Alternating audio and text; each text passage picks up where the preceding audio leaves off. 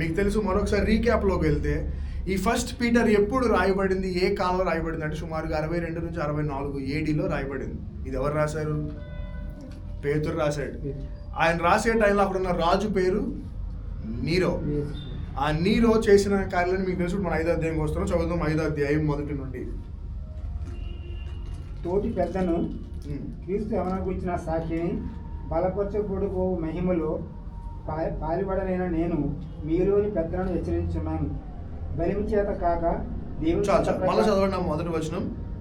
తోటి పెద్దను క్రీస్తు శ్రమలను గురించిన సాక్షిని బయలుపరచబడబో మహిమలో పాల్పడనైన నేను మీలోని పెద్దలను హెచ్చరించుచున్నాను. ఇక్కడ పేతురు వాళ్ళతో తోటి పెద్ద అంటే కాదు.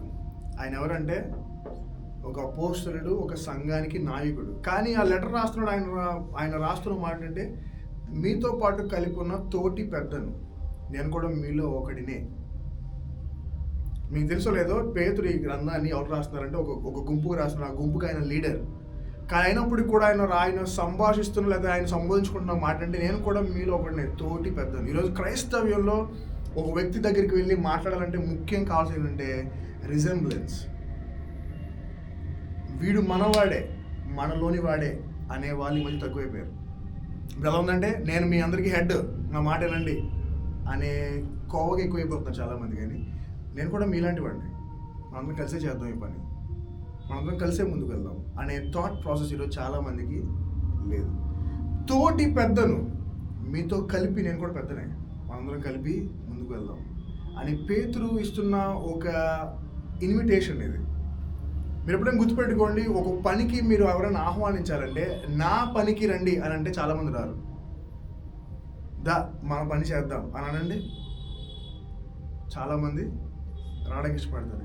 ఎప్పుడైతే మనం ముఖ్యంగా సంఘ పరిచయంలో లేకపోతే మినిస్ట్రీలో ఎక్కువ కావాల్సిందంటే వాళ్ళతో మనం అనుసంధానమై మనము వాళ్ళం ఒకటే అనే ఆ యొక్క ప్లాట్ఫామ్ క్రియేట్ చేసినప్పుడు సర్వసాధారణంగా అవతల చేసే రెస్పాన్స్ ఏంటంటే మేము కూడా మీతో వస్తాం, మేము కూడా మీతో కలిపి పని చేస్తాం. లేదు ఇది నా పని, నువ్వు రాకపోతే అయిపోతావు అనండి. ఆ సిస్టమ్ పోయింది, ఇప్పుడు ఎవరు రారు. తోటి పెద్దను నేను మీతో పాటు, దయచేసి మనతో కలిపి చేద్దాం పని. నేను మీకు కొన్ని చెప్పాలనుకుంటున్నాను. ఎప్పుడైతే గుర్తుపెట్టుకోండి, మీరు ఒకవేళ మీ ఫ్రెండ్కి ఒక సలహా ఇస్తారనుకోండి, రే నేను కాబట్టి పాస్ అయిపోయి నువ్వు ఫెయిల్ అయిపోయి ఇంకో నా మాట విన్నాను కాదు, వింటాడా మీ మాట? వింటాడా? అసలు అండి, మరి నేను కూడా నీలాగే రా, ఏదో కొంచెం ట్రై చేశాను, కొంచెం ట్రై చేసి నువ్వు కూడా అయిపోతాను. వాడు ఎప్పటికీ, ఎందుకంటే నువ్వు ఎప్పుడైతే వాడి లెవెల్కి వచ్చి వాడితో సంభాషణ చేయడం మొదలు పెట్టావో వాడికి ఆ మాటలు బాగా అర్థమవుతాయి.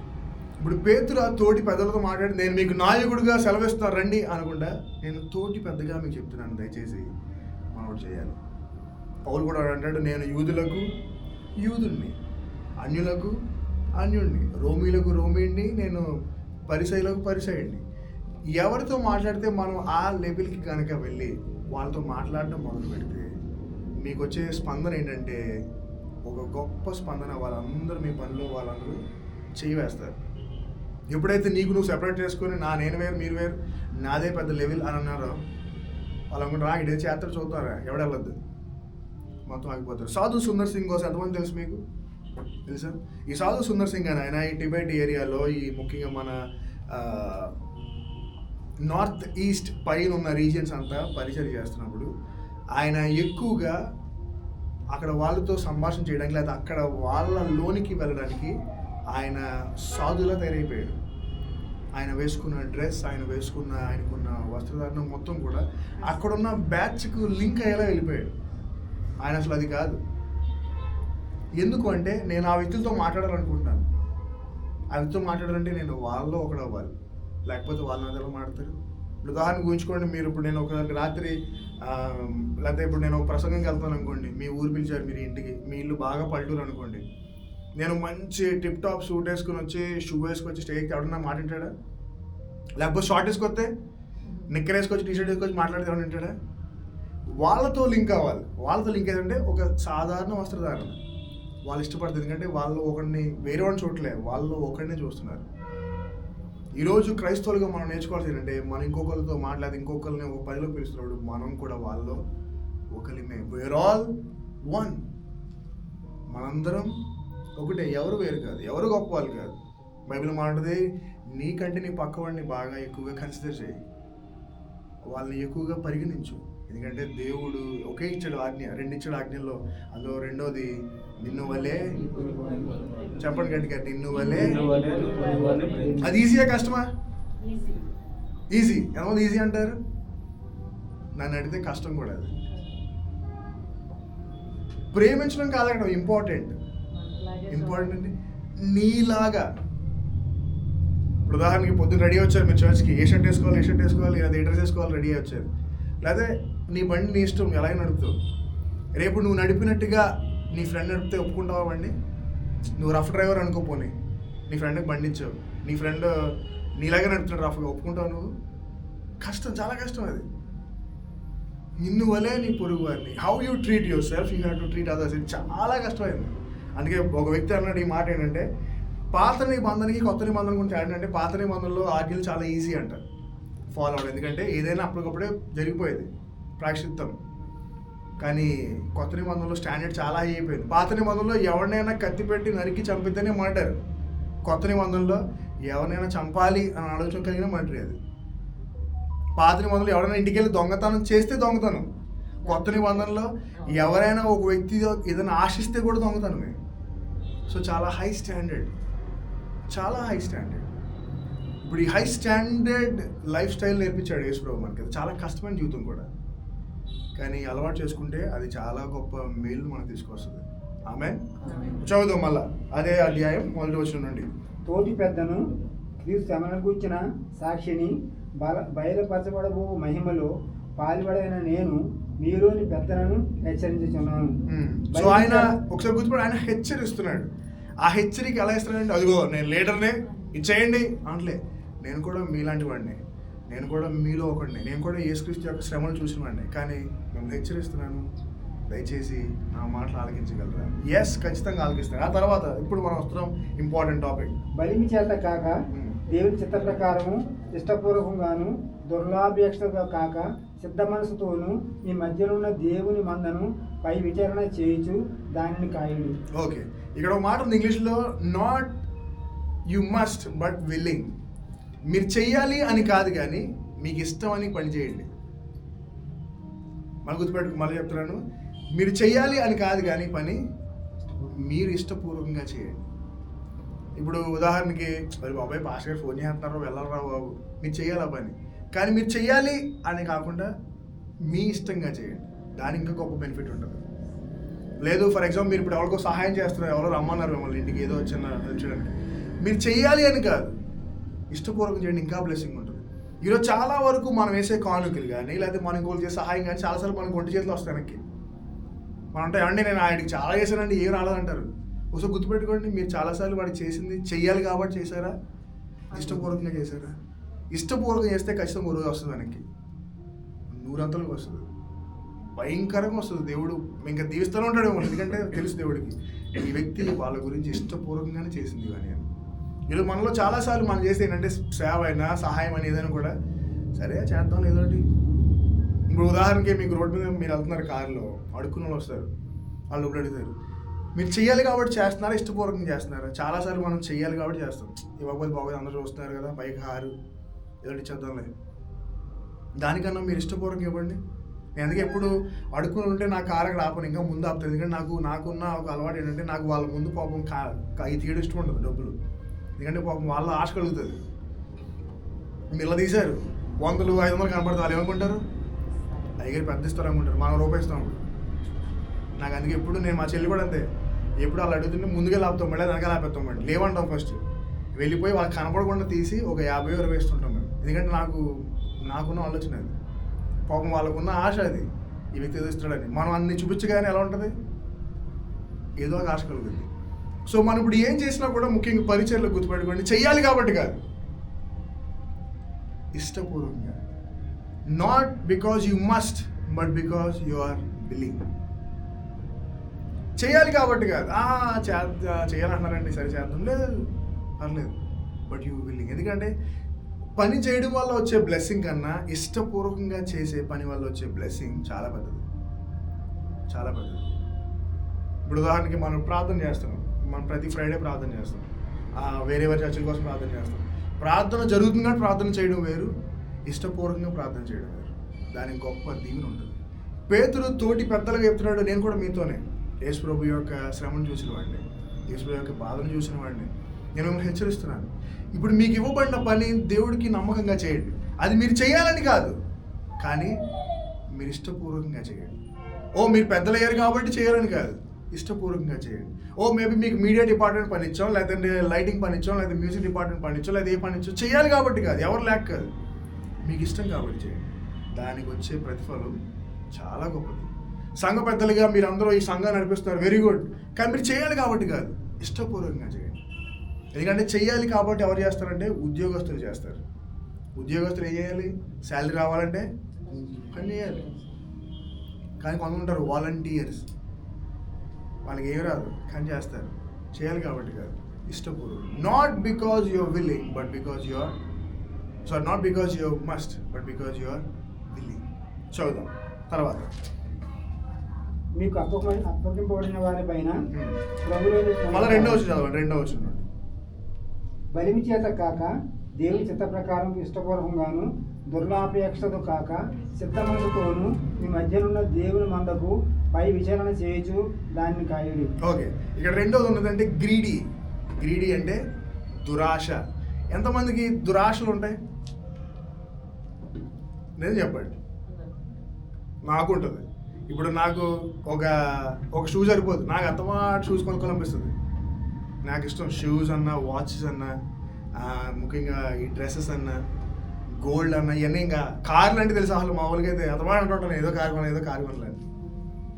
నాకు చాలా ఇష్టం కార్స్ అన్న, విమానాలు అంటే చాలా ఇష్టం నాకు. ఆశ వేరు, దురాశ వేరు. ఏం డిఫరెన్స్ చెప్పండి ఎవరైనా? ఆశకి దురాశకు ఉన్న డిఫరెన్స్. కొద్ది వాటికి పరిమితం, దాన్ని మించి అడిగితే నిరాశ. ఓకే, ఇది మనందరూ తెలిసిన దురాశ, కరెక్ట్ అది. బట్ నేను ఇంకొక యాంగిల్ చెప్పాలనుకున్నాను. చెప్పండి, ఇంకా మీకు చెప్పండి, పర్లేదు, ఏం చెప్పొచ్చు, ఏం కాదు.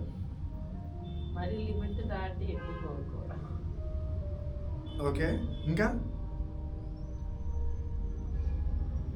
ఈరోజు మనకి ఎంతవరకు తెలిసిన దురాశ మీనింగ్ ఏంటంటే, ఒకటి సరిపోవాలి, ఇంకోటి కావాలని దురాశ అనుకుంటున్నాం మనం, కరెక్టే. కానీ దురాశకు ఉన్న రెండో అర్థం ఏంటంటే, ఏదైనా నాకే ఉండాలి, నా పక్కోడికి ఉండకూడదు. అది అసలైన దురాశ.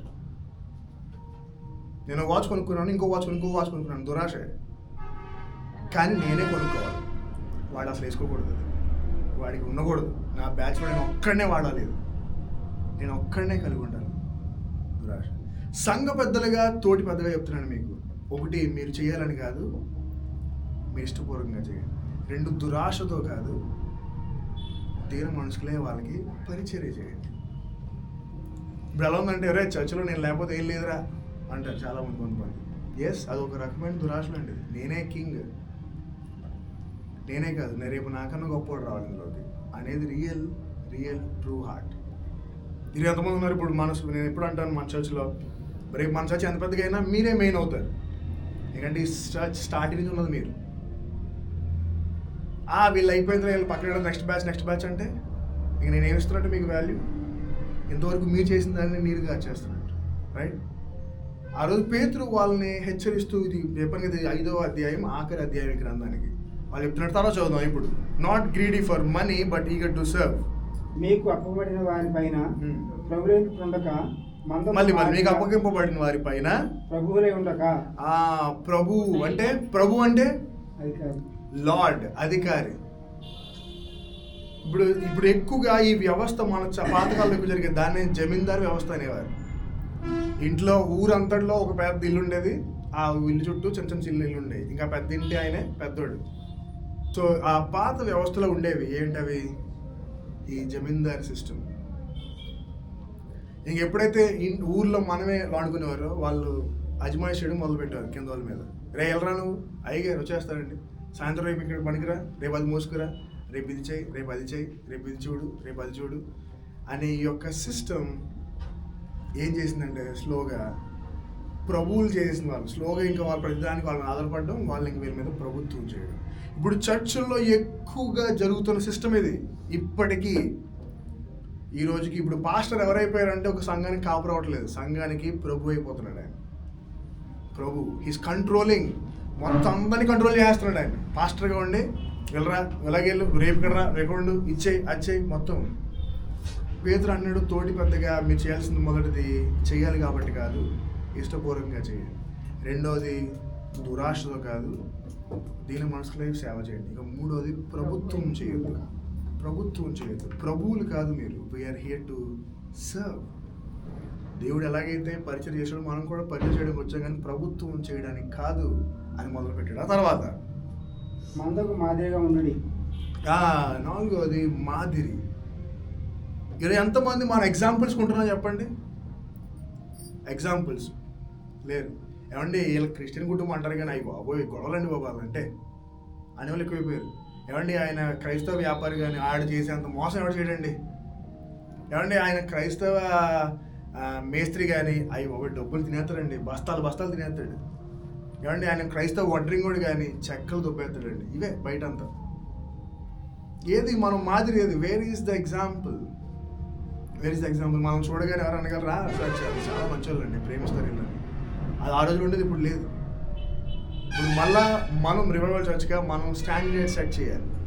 మీరు ఇక్కడ నుంచి గుర్తుపట్టి 5వ అధ్యాయం మీకు గుర్తుండాల్సిన మొదటి విషయం ఏంటంటే, మీరు ఏ పని చేసినా చేయాలి కాబట్టి కాదు, బికాజ్ యు ఆర్ విల్లింగ్, మీకు ఇష్టం కాబట్టి చేయండి. రెండవది దురాశతో కాదు, దీన మనుషులై పరిచయం చేయండి. మూడోది ప్రభుత్వం కాదు, మనం మాదిరిగా జీవించాలి. గుర్తుపెట్టుకోండి ఈ వ్యతిరేక పర్యాయ పదాలు. ఒకటి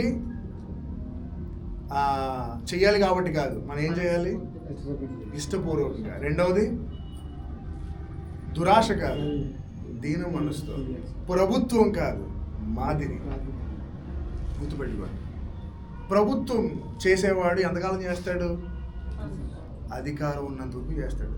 అధికారం పోతే ఏం చేయలేదు. అదే మాదిరి చూపించు, జీవితాంతం నీతో ఉంటారు. ఈరోజు ఎందుకు మనకున్న ఇన్ఫ్లుయెన్స్ సడన్గా ఏమంటే వీళ్ళకి ఉన్న ఫాలోయింగ్ తగ్గిపోతుంది అనుకుంటున్నారంటే, ఎందుకు తగ్గిపోతుందంటే వాళ్ళ ఫాలోయింగ్ ఓన్లీ ప్రభుత్వం దగ్గర ఉండిపోయింది. ఆ ప్రభుత్వం నుండి మాదిరికి వచ్చిండే ఎప్పటికీ చెరగదు, ముద్ర ఉండిపోతుంది. ఆమెన్. సో రివైవల్ చర్చ్గా మనందరం ప్రభుత్వం చేయడానికి రాలే కానీ we are here to give and make an example. Amen. ఆ తర్వాత చదువుదాం. ప్రధాన కాపరి ప్రత్యక్షమైనప్పుడు మీరు వారవారిని మహిమ కిరీటం పొందుదురు. ఓకే, ఎంతమంది పరలోక రాజ్యం వెళ్ళాలనుకుంటున్నారు? చేతులెత్తరా. మన ఇండియన్ సిస్టంలో ఒకటే ఉంది, ఏ ప్రశ్న అడిగినా ఫస్ట్ మనకి ఇలా వచ్చేది. అమెరికా వాళ్ళు చేస్తారు మామూలుగా, వాళ్ళు యా అంటారు ఫస్ట్, ఆ తర్వాత okay put you hands up అని పెడతారు. మనం ముందుగానే మరి ఎంతమంది వస్తారు? ముందుగా అసలు మనకి నోరు కూడా వాడడం, మనం ఫస్ట్ కళ్ళు వాడడం, మెడ వాడడం ఒకటే. ఎంతమంది వస్తారు? ట్రై చేశారు ఎప్పుడైనా? మన స్కూల్లో నేర్పే సిస్టమ్ అది. మనకి ఎప్పుడైనా నేర్పారు స్కూల్స్లో చిన్నప్పుడు. ఎప్పుడైనా ఏదైనా ఉంటే ప్రశ్నకు జవాబు ఎప్పుడు మనం ఒక సిగ్నల్ ఇస్తాం, కానీ ప్రశ్నకు జవాబు ఎప్పుడు ఇది. ఎంతమంది వస్తారు? I want to come. ఎవరది? నేను అని చెప్పడం వేరే. ఎంతమంది వస్తారు? అవునా? సో పరలోక రాజు ఎంతమంది వస్తారు ఇప్పుడు చెప్పండి? ఇప్పుడు ప్రాపర్గా ఆన్సర్లు వస్తున్నాయి.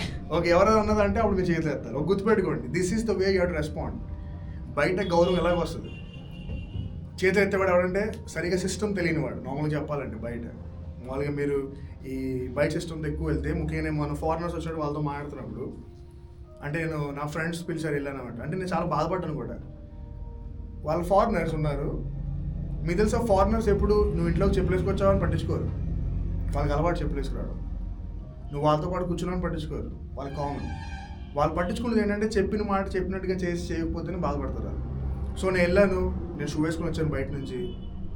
నేను వెళ్ళాను, డైరెక్ట్గా వెళ్ళి చెప్పులేసుకు వెళ్ళిపోయాను, కూర్చున్నాను సోఫా మీద. కానీ నా ఫ్రెండ్స్ ఇలా నుంచున్నారు. నాకు చాలా బాధ వేసేసింది. నేను కూర్చోండి రా, వద్దు పెద్ద పెద్దోళ్ళు. ఈరోజు అలా ఉన్న మైండ్ సెట్ చాలా మందికి. మన వాల్యూ ఆఫ్ కోర్స్ వాళ్ళు పెద్దోళ్ళు, బట్ నువ్వు చిన్నోడు కాదుగా. సో అప్పుడు చెప్పాను, అరే గుర్తుపెట్టి ఫారినర్స్ ఏం పట్టించుకోరు. నువ్వు నిలబడుతున్నావా, గౌరవించిన వాళ్ళకి ఇచ్చే గౌరవం ఏంటంటే చెప్పిన పనిని చెప్పినట్టుగా చేయి. డబ్బులు ఇచ్చిన దాన్ని వృధా చేయకుండా వాళ్ళకి లెక్క చెప్పు, వాళ్ళు దాన్నే గౌరవిస్తారు. నువ్వు చెప్పులు వేసుకున్నావు అనుకొచ్చావా, లేకపోతే కూర్చున్నావా అని ఇప్పుడు పట్టించుకోరాదు. అలాగే ఇప్పుడు మనం కొన్ని నేర్చుకోవాలి సిస్టమ్స్ బయటికి వెళ్ళాక. అందులో మొదటిది ఎవరు ఏం చేయబోతున్నారంటే ఐ వాంట్ డూ ఇట్ అని ఫస్ట్ మీరు ఎప్పుడు మీ స్వరాన్ని బయటపెట్టాలి. ఆ స్వరం బయటపెట్టినా వాళ్ళు గుర్తిస్తారు. ఎవరేదో అన్నదానిగా అప్పుడు మీరు చేతులు ఎత్తాలి. నేను అన్నాను అర్థమవుతుందండి. సో ఇప్పుడు మళ్ళీ చెప్పండి, ఎంతోమంది పరలోకం వెళ్ళాలనుకుంటున్నారు? అందరూ వెళ్ళాలనుకుంటున్నారు. ఇప్పుడు మీకు తెలుసా పరలోకం అందరూ సమానమేనా? చెప్పండి, పరలోకలు అందరూ సమానమేనా? సరే, పరలోకలు అందరు బట్టలు ఒకటేనా? అందరి వస్త్రాలు ఒకటేనా? ఒకటే కాదా? ఒకటే. అందరూ ఒకటేనా? అదేంటి అందరూ వేసుకున్న బట్టలు ఒకటే, మరి అందరూ ఒకటి ఎందుకు కాదు? చేసిన ఒక పనిని బట్టి అక్కడ స్థాయి ఉంది. ఇక్కడ మీరు చదివిన మాటలో ఒక మాట ఉంది, చదవండి ఒక మాట. 4వ వచనం. ప్రధాన కాపరి అంటే యేసు ప్రభు వచ్చినప్పుడు మీరు ఓడబారిన మహిమ కిరీటం పొందుదురు. గుర్తుపెట్టుకోండి, పరలోకి వెళ్ళిన తర్వాత అందరూ సమానమే, కానీ కొంతమందికి కొన్ని బ్యాడ్జెస్ వస్తాయి. ఇప్పుడు పోలీస్ ఆఫీసర్కి ఎలా అయితే స్టార్స్ ఉంటాయో అలా పైకి వెళ్ళాక కొంతమందికి కొన్ని కిరీటాలు ఇవ్వబడతాయి. ఓకే, ఒకటి వాడబారిన మహిమ కిరీటం, కొంతమందికి ఇంకా చాలా ఉంటాయి. అది చదువుతాం ఒకసారి. యాకోబు పత్రిక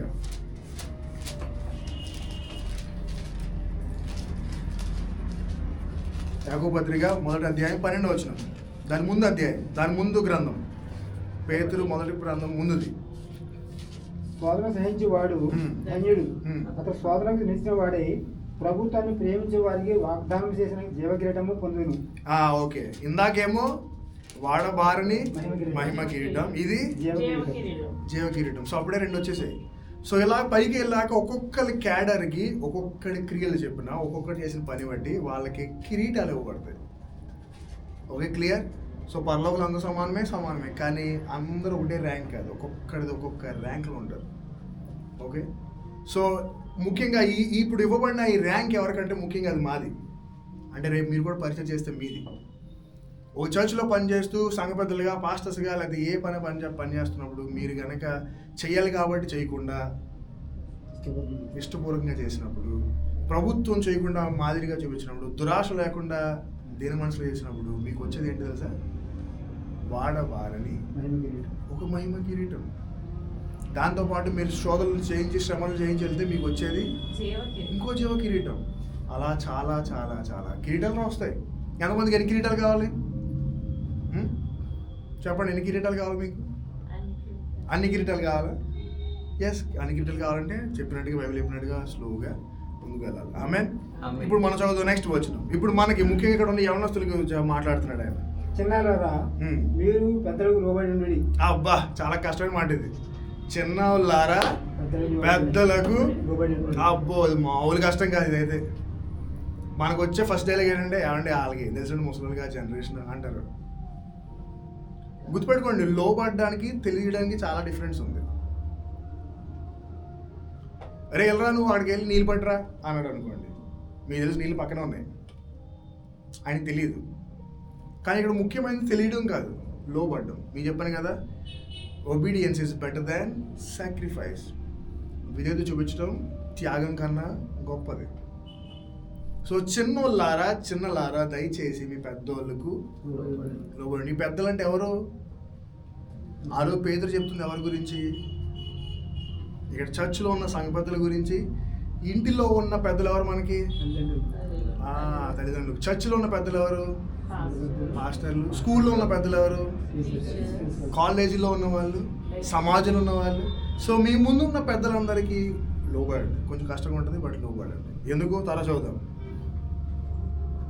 మీరందరూ ఎదుటివాని ఎడల దీన మనసు అను వస్త్రము ధరించుకొని మిమ్మును అలంకరించుకున్నది. దేవుడు అహంకారం. చూడండి, మీలో ఎంతమంది పెద్దల మాటలు ఒబీడియన్స్ చూపించారు కానీ ఎప్పుడు దీని మనసులు కడిగలేదు? అంటే ఉదాహరణ కింద చెప్పినట్టుగానే, మరి తీసుకురంటే ఈ ముసలాడు చంపేస్తున్నాడు వాళ్ళని, సరే తెద్దాంలే అని తెచ్చారు, ఆ పలవ కొట్టేశారు. కానీ గుర్తుపెట్టుకోండి, చిన్నోళ్ళారా మీ పెద్దలకు లోబడి ఉండి, కానీ దీన మనసుకులే ఉండాలి. మర్చిపోద్దు, మళ్ళీ లోపడడం వేరు, లోపడుతూ దీన మనసు కలగడం వేరు. ఇప్పుడు మీరు నేను చెప్పిన పని చేసేయచ్చు, కానీ నన్ను తిట్టుకోవచ్చు లోన. ఇప్పుడు తిట్టున్నారా? అలాగే అయితే మీరు తిట్టుకోవచ్చు మీ తల్లిదండ్రులను. మమ్మీ ఒకటి తెమ్మంటుంది, అది ఎక్కడ ఉంటుంది, మమ్మీకి అర్థం అవ్వట్లేదు అని చేయొచ్చు మీరు, కానీ లోన్ తిట్టుకోవచ్చు. మీరు పని చేయడం ఒకటి, విధేయత చూపించడం ఒకటి. ఆ విధేయత చూపించేది దేని మనసులో చూపించాలి. Cloth your self with humility and obey your elders. మీకున్న పెద్దల పైన మీరు విధేయత చూపించి దీని మనసులో ఉండండి. ఇప్పుడు చదువుదాం తర్వాత.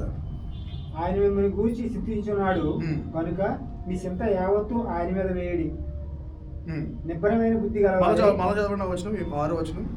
ఆయన దేవుడు తగిన సమయమందు మేము రక్షించినట్లు ఆయన బలిష్టమైన శరీరం కింద దీన మనసులో ఉండి. ఓకే, దేవుడు తగిన కాలం హెచ్చించినట్లు ఆయన బలిష్టమైన రెక్కల క్రింద దీన మనసులో ఉండండి. ఇప్పుడు నేను ఒక ప్రశ్న అడిగి మొన్న వారం ప్రేయర్లో, ఇప్పుడు లాస్ట్ వీక్ ప్రేయర్లో నేను కిమ్స్ కాలేజ్ డాక్టర్ ఒక 3rd ఇయర్ అయినా ప్రేయర్ చేస్తున్న ఆయనతో మాట్లాడాను. ఇది మీలో ఎంతమందికి తగ్గించుకోవడం అంటే తెలుసు? చెప్పండి, ఎంతమంది తెలుసు తగ్గించుకోవడం అంటే? అసలు తగ్గించుకోవడం అంటే ఏంటి మీ దృష్టిలో? తనకున్న స్థితిని కంటే ఇంకా బాగా తగ్గి ఉండడం. ఓకే, ఇంకేమున్నాయి ఆన్సర్స్? ప్రసన్న గారు ఏమున్నాయా? రాజు, తగ్గించుకోవడం అంటే ఏంటి? ఎందుకంటే నేను మీకు దీనికి ఒక పర్యాపదం చెప్పు. ఆ పర్యాపదం వ్యతిరేక పదం. తగ్గించుకోవడం వేరు, కించపరచుకోవడం వేరు. ఈరోజు యావత్ ప్రపంచంలో ఉన్న క్రైస్తవ సమాజంలో 90% కించపరుచుకుంటున్నారు, తగ్గించుకోవట్లేదు. ఉదాహరణకి ఇప్పుడు సురేష్ వచ్చి పాట పాడాడు అంటాను, సురేష్ చాలా పాడాడు సురేష్ అంటే అవి బాబు నాదే ఉందండి, అది గాడి స్వరం అండి బాబు, నాకు సరిగ్గా బాగోదండి బాబు, నాకు అలా ఏం సరిగ్గా రాదండి బాబు, ఏదో పాడేసింది. అది తగ్గించుకోవడం కాదు, కించపరుచుకుంటున్నాను. ప్రసన్న గారు మీరు చాలా బాగా అలంకరించారు మా చెల్లిని, అబ్బాయి నాకేమొచ్చి నాకు అలా రాదండి, ఏదో అలా చేస్తాను. No, you're degrading yourself. మళ్ళీ ఒక ఉదాహరణ ఇస్తాను మీకు. ఇప్పుడు మన చర్చిలో భోజనాలు జరిగాయి. ఇప్పుడు మీటింగ్ పెడదాం, భోజనం పెట్టాం అనుకోండి. మీరందరూ కలెక్టర్ ఆఫీస్ చేస్తున్నారు, కొంతమంది డాక్టర్స్ ఉన్నారు, కొంతమంది గవర్నమెంట్ ఆఫీస్ ఉన్నారు. మీరందరూ అసలు మీ వ్యవస్థలు పనులు మర్చిపోయి యూ వర్కింగ్. అక్కడ తినేసిన ప్లేట్స్ తీస్తూ మీరు మొత్తాన్ని హెల్ప్ చేస్తున్నారు. తగ్గించుకోవడం. ఈ పక్క ఎక్కడ గుళ్ళో భోజనం పెడతారు, మీరు మొత్తం ఎత్తేస్తున్నారు ఇంటికి వెళ్ళి. అదేంటి తెలుసా? తగ్గించుకోవడం కాదు అది. మీకు అర్థమవుతుందా? మీరు చేసిన పని రెండు ఒకటే, కానీ ఏంటి డిఫరెన్స్? రెండు పనులు ఒకటే. ఇక్కడ చేసిన పని అక్కడ చేసిన పని ఒకటే, కానీ ఏంటి డిఫరెన్స్? మీకు అర్థమవుతుందని చెప్పే ఆ థాట్ ప్రాసెస్. ఈరోజు చాలా మంది తగ్గించుకుంటున్నాం అనుకున్నారు కానీ బట్ లేదు, వాళ్ళు కించపరుచుకుంటున్నారు. ఇంకా స్పర్జన్ నువ్వు చాలా చెప్తావు ప్రసంగం, అబ్బాయి నాకేమొచ్చా ఏదో పాడేది చెప్పేస్తున్నాను ప్రసంగం. అవునా, థ్యాంక్ యూ, ఇంకా నేర్చుకోవాలండి అనేది రియల్ ట్రూ. ఈరోజు తగ్గించుకునే వాళ్ళు లేరు, కించపరిచేసుకుంటున్నారు. ఊరికనే దే ఆర్ డిగ్రేడింగ్ దెమ్సెల్వ్స్. నాకు తెలిసిన ఒక అంకుల్ ఉన్నాడు, నేను పేరు చెప్పను కానీ ఆయనకు దగ్గర నాకు తెలిసి ఒకతున్నాడు, ఆయన దగ్గర 10 lakhs వడ్డీ ఇస్తారండి బయట రోడ్డు మీద. 10 lakhs.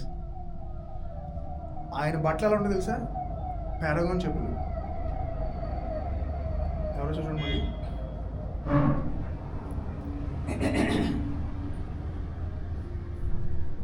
పారాగాన్ చెప్పులు, చిరిగిపోయిన ప్యాంట్. నేను కలర్ చూశాను, చిరిగిపోయిన ప్యాంట్.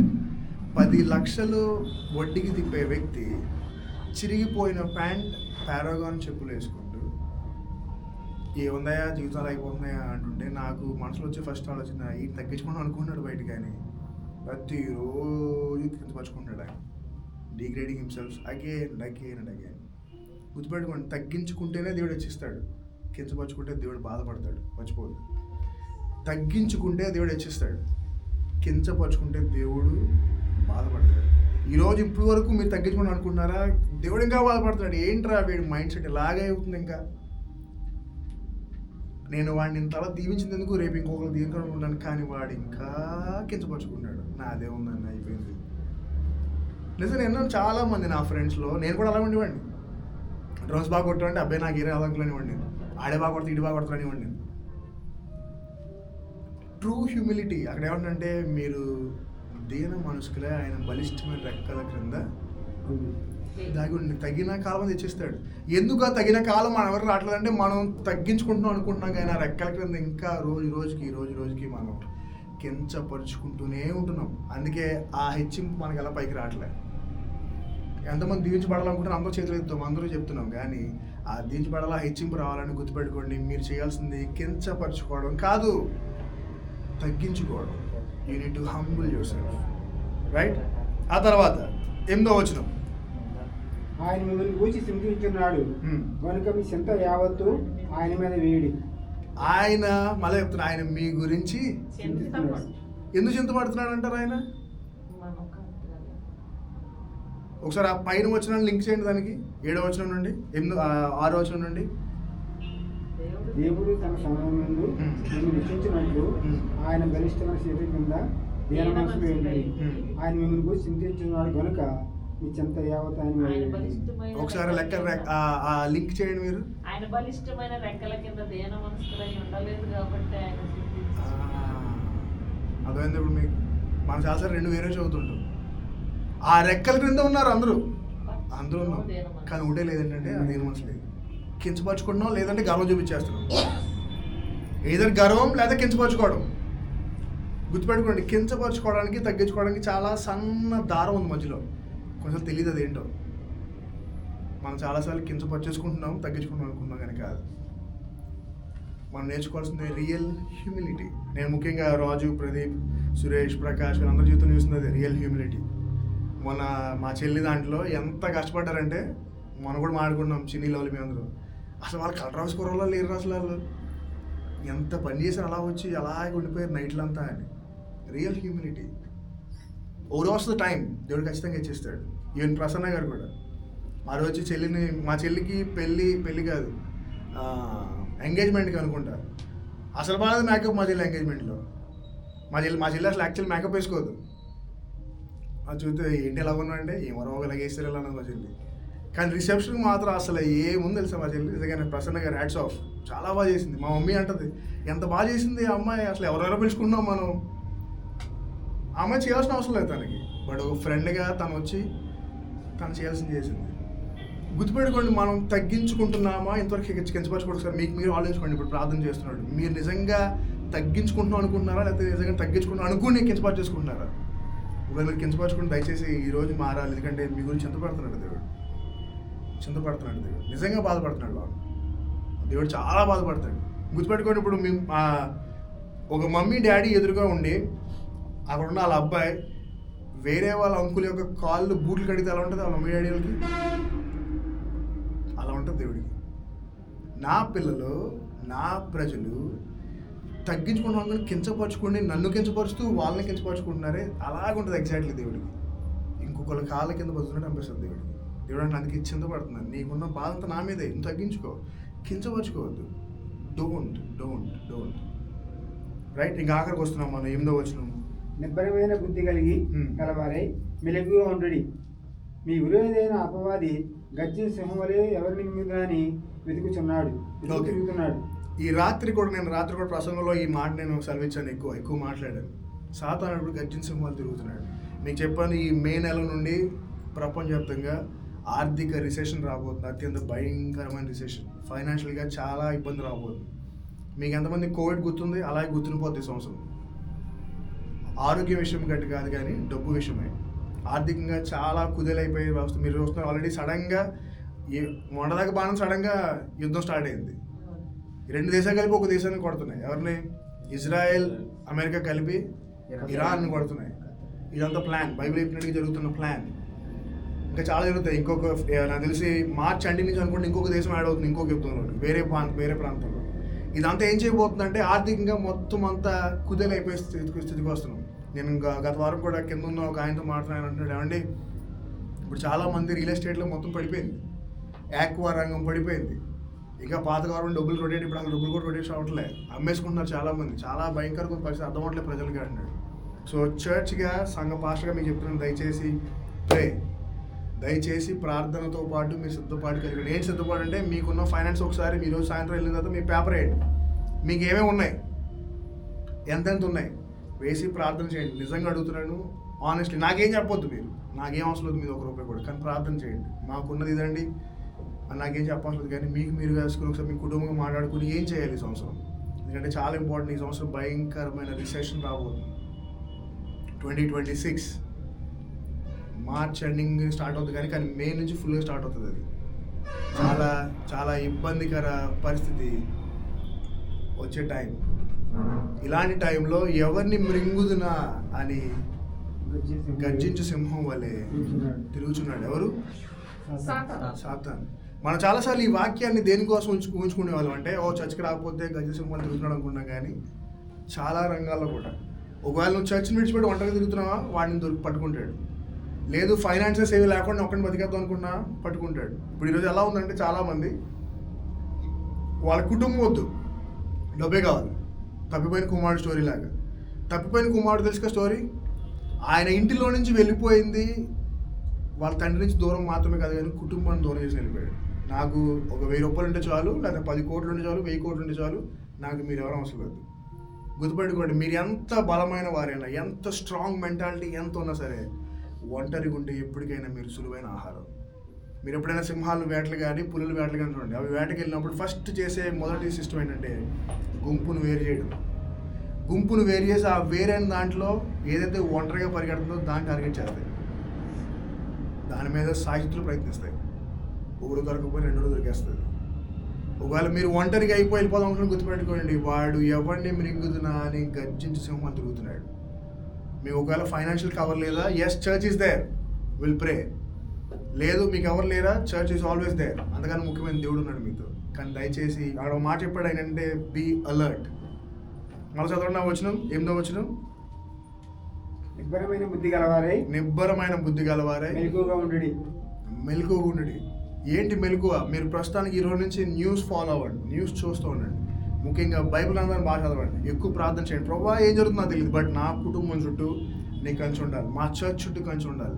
నేను సంపాదించే సంపాదన 40,000 50,000 అనవసరం, అది మాత్రం ఒక చిల్లుకి పడిన సంచిలో వేసినట్టు ఉండకూడదు. ఈరోజు చాలామంది అలా మీకు తెలుసా, ఇండియాలో ఉన్న ప్రస్తుతం 1,00,000కు పైనే సంపాదిస్తున్న శాలరీస్ చాలామంది ఉన్న వాళ్ళు ఉన్నారు, కానీ వాళ్ళ చేతికి వచ్చిందని తెలుసా 15,000 మాత్రమే. వీళ్ళని ఎడకెళ్తుందంటే ఈఎంఐ. మొన్న మంది చూసారు బెంగళూరులో ఒక స్టోరీ, ఒక కుర్రోడు ఇల్లు కోసం దగ్గర చాలా ఈఎంఐస్ కట్టాడు. చాలా నాకు తెలిసి కొన్ని లక్షలు ఖరీదు, అది ఇల్లు కోట్ల ఖరీదు ఇల్లు. అది ఒక 3 ఈఎంఐలు మిస్ అయిపోయాడు. ఆ ఇల్లును తాకట్టు పెట్టేసింది ఆ యొక్క బ్యాంక్. ఆయనకి తిరిగి ఎంత ఇచ్చారు తెలుసా? 2 లక్షలు ఇచ్చారు. ఇల్లు పోయింది, ఆయన కట్టిన డబ్బు పోయింది, 2 లక్షలు వచ్చింది తిరిగి. ఇప్పుడు చాలామంది మీ ఉద్యోగాన్ని బేస్ చేసుకుని ఈఎంఐలు కడుతున్నాం మనం. నాకు ఉద్యోగం కదా పర్లేదు అనుకుంటున్నాం. మీకు తెలుసా ఇప్పుడు అమెరికాలో చాలామంది ఉద్యోగాలు పోయాయి, వాళ్ళు చాలామంది ఇండియా రావట్లేదు. వాళ్ళందరూ ఇప్పుడు నాకు తెలిసి నా ఫ్రెండ్ రేహమాన్ కూడా చెప్పాడు, వాళ్ళందరూ ఇప్పుడు అమెరికాలో పెట్రోల్ బంకుల్లో, సూపర్ మార్కెట్లో గంటకి $10 పనిచేస్తున్నారు. అమలాపూర్లో మన సైడ్ మా కూడా అమెరికాలో జరిగేస్తాడు అనుకుంటున్నాం, కానీ వాళ్ళు అక్కడ ఏం తెలుసా, పెట్రోల్ బంకుల్లో పనిచేస్తున్నారు చాలామంది. ఎందుకంటే వాళ్ళకు ఉన్న ఈఎంఐస్ అలాంటివి. ఇండియాలో 70 to 80% కుర్రోళ్ళు, అమ్మాయిలు ఇంట్లో ఉన్న fridge, washing machine, TV, phone సమస్తం ఈఎంఐలో ఉంది. మీ మొత్తం ఆధారం అంతా ఒకే ఒక్క జాబ్ మీద పెట్టి తీశారు మీరు. ఆ ఒకే ఒక్క జాబ్ కనుక పోయిందనుకోండి అయిపోయినట్టే. అలాంటి సిస్టమ్ ఇప్పుడు రాబోతుంది. So I'm telling you again, please be aware. దయచేసి మెలుగుగుండి నిబ్బరమైన మనసు. ఏంటి ఆ నిబ్బరమైన మనసు అంటే, బయట ప్రపంచాలు ఉన్నప్పటికీ నా దేవుడు నన్ను చూసుకుంటాడు. అలాగని ఇష్టానుసారమైన డెసిషన్ కాకుండా ప్రాపర్ డెసిషన్స్. ప్రభు ఇది కరెక్టా కాదు, ఈ టైంలో వెళ్ళమంటే వద్దంటావా? ఏమంటావు? నిజమైనా కాదా? మీకు తెలుసు నేను ఎప్పుడు కారు ఇష్టపడతాను. నేను మొన్న కారు చూసాను, ఆ కారు 1,50,000. ఫస్ట్ హ్యాండ్ కొన్నాను అనుకోండి, ఇప్పుడు సెకండ్ హ్యాండ్ కొంటాను. సెకండ్ హ్యాండ్లో 32 లక్షలు ఉంది. ఇప్పుడు నాకు ఆల్రెడీ ఒక కారు ఉంది. ఇప్పుడు నేను కావాలంటే ఈఎంఐతో కొనేచ్చు ఇంకో కారు, కానీ ఏం చేస్తాడంటే నాకు భారాన్ని తీసుకొస్తుంది. గుర్తుపెట్టుకోండి, దేవుడు ఎప్పుడైనా ఆశీర్వదిస్తే భారం ఇవ్వడం, కానీ మీకు మీరుగా తెచ్చుకుంటే అది సమయానికి ముందైనా సమయం తర్వాత మీకు వచ్చేది భారమే. అది ఎంత ప్రాముఖ్యమైందన్న.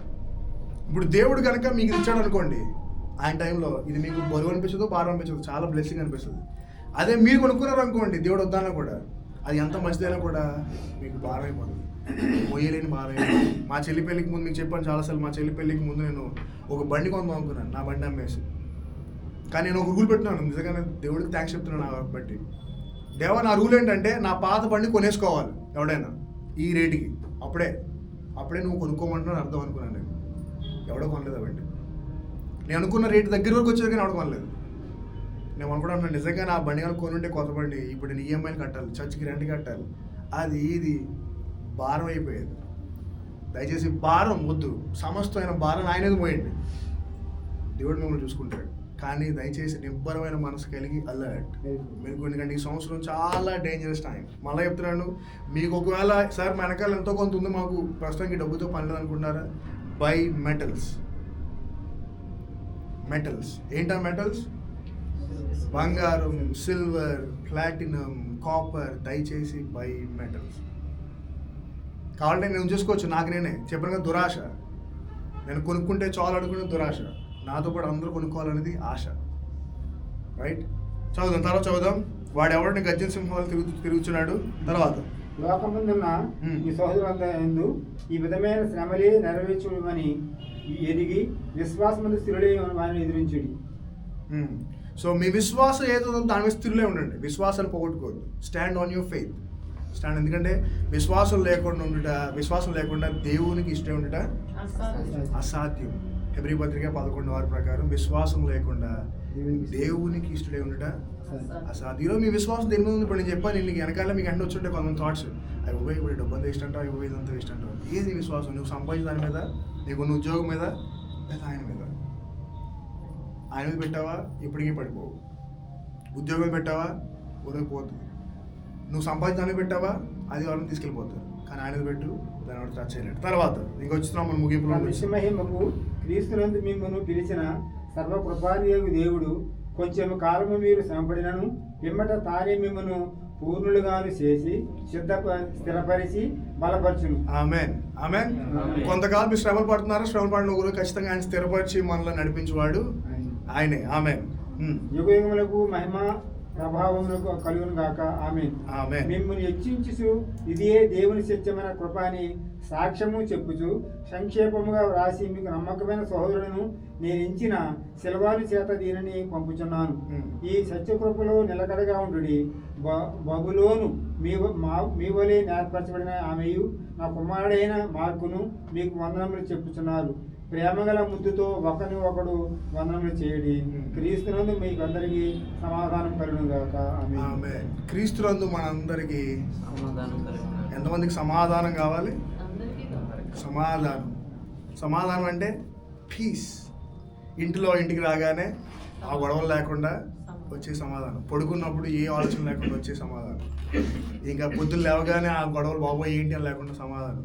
క్రీస్తునందు మనందరికీ ఆ సమాధానం కలుగును గాక. ఈ ఆఖరిలో ఆయన 3 పేర్లు చెప్పాడు. ఒకటి శీల, ఆయనకున్న కంపానియన్. ఇంకొక పేరు చెప్పాడు, ఆయన పేరు మార్కు. ఈ మార్కు సువార్త రాసిన వ్యక్తి పేరు అది మార్కు. ఇంకొక పేరు చెప్పాడు, ఆయన పేరు బబులోన్. మీకు చెప్పాను సింబాలిక్ లాంగ్వేజ్. బబులోన్ అంటే దేనికి సాదృశ్యం చెప్పండి? మీకు తెలుసు, రివైవల్ చర్చ్ ఈ సిరీస్ స్టార్టింగ్ అయిపోయింది మీకు. బబులోన్ దేనికి సాదృశ్యం? రోమ్. ఆ రోజు పేతురు రాస్తున్న పత్రిక రోమా ప్రాంతం నుంచి రాస్తున్నాడు. ఆ రోజులో రోమా ప్రభుత్వాన్ని ప్రశ్నించే దమ్ము ధైర్యం ఎవరికి లేదు, భయం. ఎందుకంటే ఆ రోజులో ఈ ఉత్తరాలన్నీ పంపిస్తున్నప్పుడు కొంతమంది మధ్యలో తీసుకుని చదివేసేవారు. అందుకే వాళ్ళు ఏం రాశారంటే, అదిగో బబులోన్లో ఉన్న వాళ్ళు బాగానే ఉన్నారని అడిగేవారు. అలా ఇది మందగా తెలిసేవారు. సో బబులోన్ అంటే దేనికి సాదృశ్యం అంటే రోమ్. అందుకే మీకు చూడండి, మన క్రైస్తవ పాస్టర్లు బడి మీద లేకపోతే బైబిల్స్ మీద మీకు ఒక చేప సింబల్ కనపడుతుంది చాలాసార్లు. చూసారుగా, చెప్పాను మీకు చాలాసార్లు. ఆ చేప సింబల్ అసలు దాని యొక్క నిజమైన అర్థం ఏంటంటే అది ఒక అన్యుల సింబల్. అది ఆ రోజుల్లో క్రైస్తవులు అందరూ ఇలా ఇంట్లో కూర్చొని ప్రార్థన చేస్తున్నప్పుడు రోమా సైన్లో వచ్చి తలుపులు బద్దలు కొట్టి లోనికి వచ్చి వాళ్ళని కొట్టేసేవారు. అప్పుడు వాళ్ళు ఏం చేయడం మొదలు పెట్టారంటే, ఇలా కాదని చెప్పి ఆ తలుపు బయట చేప సింబల్ పెట్టేవారు. అప్పుడు రోమా సైన్లో వచ్చి చూడగానే ఇది మనోడిల్లే అని వదిలేసేవారు. అలాగే ఆ రోజులో వాళ్ళు వాడిన సింబాలిక్ లాంగ్వేజ్లో బబులోనికి ఉన్న సింబాలిక్ నేమ్ ఏంటంటే రోమ్. బబులోన్లో ఉన్న సంఘం మీకు వందనాలు చెప్తున్నది అంటే దాని అర్థం రోమా ప్రాంతంలో ఉన్న సంఘం మీకు వందనాలు చెప్తున్నది. బబులోన్లో ఉన్న సంఘం బాగానే ఉందా అంటే దాని అర్థం రోమా ప్రాంతంలో ఉన్న సంఘం బాగానే ఉందా. బబులోన్లో ఉన్న వాళ్ళందరూ బాగానే ఉన్నారా అంటే అర్థం రోమ్లో ఉన్న వాళ్ళందరూ బాగానే ఉన్నారా అని. ఇక్కడతో మనం ఒక పార్ట్లో సిరీస్ని అవగొట్టేసాం 5 భాగాలు. First Peter episode. ఈ అద్భుతమైన గ్రంథం ఎంతమందికి దీవెనకరంగా ఉంది? నాకైతే చాలా దీవెనకరంగా ఉంది, చాలా దీవెనకరం. ముఖ్యంగా 5వ అధ్యాయం కంక్లూజన్. మొదటిగా మనం నేర్చుకుంది ఈరోజు, మీరు చేయాలి కాబట్టి చేయదు, ఇష్టపూర్వకంగా చేయండి, దురాశతో కాదు, దీన మనసులో చేయండి. మూడోది చెప్పండి, మూడోది ఏంటి? ప్రభుత్వం చేయొద్దు, మాదిరి. మీరు దయచేసి తగ్గించుకోనండి, కించపరుచుకోవద్దు. మీకున్న భారం అంతా ఆయన మీద వేయండి. ఆయన మీ గురించి చింతపడుతున్నాడు. ఎందుకంటే తగ్గించుకుంటున్నాడు అనుకున్నాం, కానీ మనలో చాలామంది కించపరుచుకుంటారు. ఇక ముఖ్యంగా చాలా ప్రాముఖ్యమైనది, వాడు గర్జన సింహాలు తిరుగుతున్నాడు. మీరు దయచేసి అలర్ట్గా ఉండండి, మెలకువ కలిగి నిబ్బరమైన మనసు కలిగి ఉండండి. దేవుడు దయచేసి అందరూ కళ్ళు మూసుకుందాం. కళ్ళు మూసుకుని విల్ ప్రే.